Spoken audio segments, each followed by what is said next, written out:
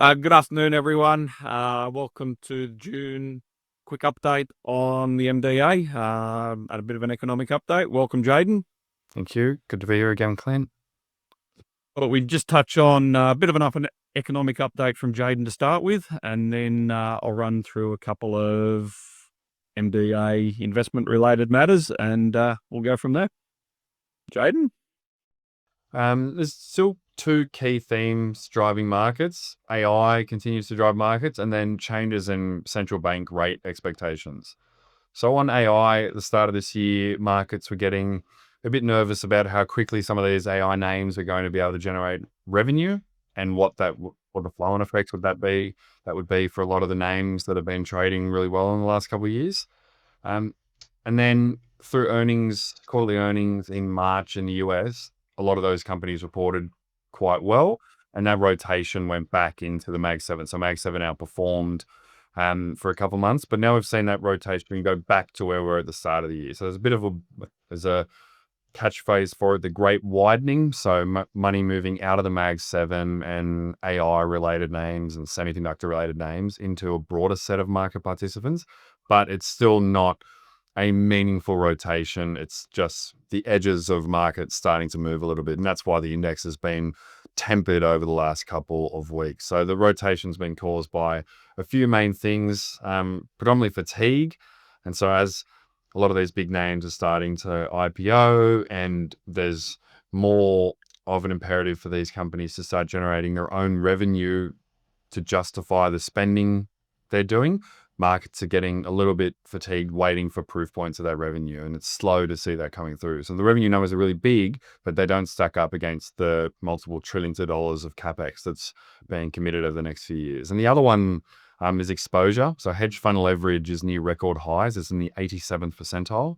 So markets and market participants are heavily long this theme and long equities broadly. And if we don't start to see more and more proof points, that can unwind quickly. So we're just seeing some evidence of rotation, evidence of fatigue in that part of the market. And then the other thing related to AI, which a lot of people were seeing, is the outperformance of emerging markets over the last couple of months. It's been really, really strong, but it's been driven predominantly by South Korea and Taiwan. And South Korea, it's only really two companies, and they're both memory chip companies, so RAM, DRAM companies. And there's been as all these data centers are being built, there's quite a significant shortage emerging in DRAM components for a lot of these data centers.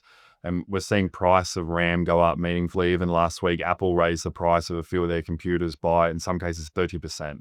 So quite meaningful purely because of how expensive memory chips are becoming. So that's driven a lot of the South Korean market. There's a massive amount of speculation in that.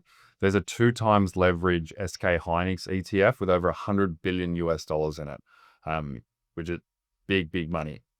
And so 25% of all of those leverage ETFs are retail investors as well. So there's a lot of retail punters in South Korea playing these parts of the market, and in Hong Kong and all throughout Asia playing a lot of these tech names.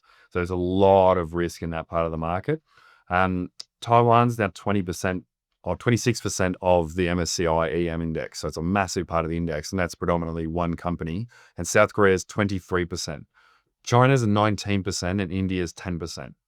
They're the two largest components of the EM index now. So a lot's changed in the last 12 months in EM, but it's still a big AI story in a lot of places. So there's a big risk if this unwinds that it moves really, really quickly. So it's something we're watching, as are all market participants, but optimism among hedge funds and market participants in that sector of the market, although it's softened a little bit, still remains really, really high. And then on central banks, so coming into this year, the market had central banks around the world cutting rates, especially the Fed. That's been the most topical. With a new governor coming in, he started about 6 weeks ago. So Kevin Warsh, he replaced Jerome Powell. And most people in the market in January, February viewed his appointment as a way for the Trump administration to bring in someone who is more dovish, so more likely to cut rates throughout this year. And that was what the market was pricing, for the Fed to cut.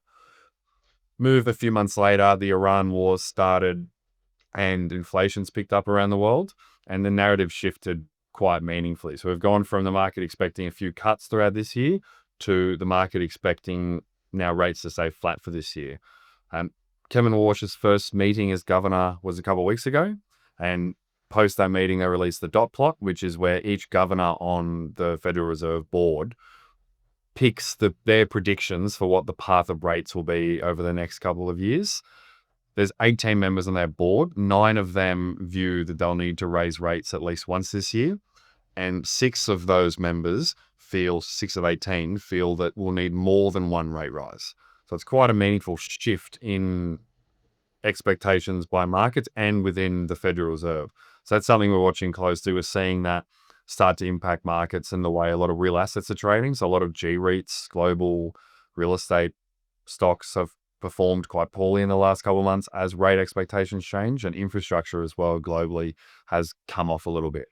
So it's been quite interesting to watch.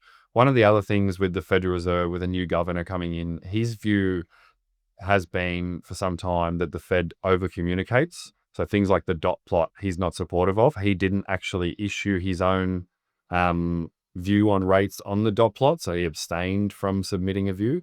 And so we think there's a likely scenario where dot plots are removed and where a lot of the Fed communication we see really walks back. So we're either going to see communication, we potentially will only see communication right after a meeting, and then not much in between. So it'll be a much quieter Federal Reserve. So there's a lot of economists torn over whether that's a good or bad thing, but it'll prevent some of the whipsawing, or try to prevent some of the whipsawing in markets around meetings and around timing.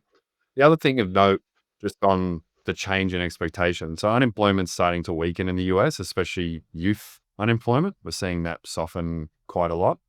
But inflation's ticking up. So with Fed Chairman Warsh coming in, and the expectation that he was going to cut rates and that he was going to be more dovish, you'd think he'd spend more of his first speech on the unemployment softening story, because that gives him justification for those cuts. But that hasn't happened. So he spent 80% of his first speech as governor talking about inflation being too high. So markets are watching this quite closely, realizing, okay, he's almost certainly not going to cut, and we might even see a hike later this year in the US. So it's something that a lot of markets are grappling with, because it is meaningfully different to where we were 6 months ago. In Australia, rates, the same story continues, where we've had a few rate rises now. Inflation was already elevated coming in and remains elevated now. There's been a debate among a lot of economists that we're reading quite a lot of pieces on. The RBA's justification for rate hikes over the last few months has been that capacity utilization in the economy is too high. So we're running too hot. The economy is running too fast versus its capacity, which is why inflation's high. But there's different ways to measure capacity utilization. So the RBA uses the NAB survey of capacity utilization, which does show it's elevated. But if you go back 20 years, they used to use a Australian Industry Group survey, and that's showing much lower levels of capacity utilization. So that survey is actually showing that the economy is not running hot at all, and we're running below capacity. And so there's a debate over, if that's the case, then those rate hikes will start to flow through quite quickly into the economy. Things will slow up meaningfully, and then inflation will taper off quite quickly. So it's something we're watching and reading quite a bit about. And I know there's a lot of economists advocating the RBA that you've done your 3 rate hikes now. There's other evidence that shows the economy will soften quite aggressively later this year, and they should be paying attention to that evidence. So what does all this mean for the way we're making decisions? We're retesting our thesis for rate-sensitive sectors and asset classes, so infrastructure, G-REITs, A-REITs, just making sure we're still comfortable with how those sectors will trade around rate movements and the changes in expectations for rates, and then just continuing to make sure we're looking for return drivers beyond beta. And so beta is pretty much all an AI story today. So we're making sure that where we're using managers and where we're selecting investments, the return drivers are not just beta or AI driven beta. Very good. So there's no shortage of things to keep an eye on. Yes, that's exactly right. Yep. Obviously got to remain vigilant, because the world is in a bit of a state of flux at the moment. So we'll keep traversing that as we go. Additionally, the transfer of investments from Explore to Hub has now been completed. All the closing accounts have also now showing on Hub, so you now should be able to see those. The new IOD has now been completed and is expected to be available from start of the new financial year. In regard to the investments, we've sort of held off any changes. We were forced to hold off any changes while the Explore and Hub transfer occurred. And then by the time that occurred, we were very, very close to the end of the financial year. So we've been taking consideration Jaden and Chris's advice. We've been working through some potential investment changes, and they should start to flow through in the early to mid part of July. We'll get those underway. Additionally, we've had an update from Dexus Infrastructure today, which is AMP 1179 AU, that I know a lot of people are waiting on for account closures or changes, restructures, etc. Nothing wonderful out of that. By the time this webinar is published, everything will be available on the Dexus website, but the closure of that looks to push through into 2027 now.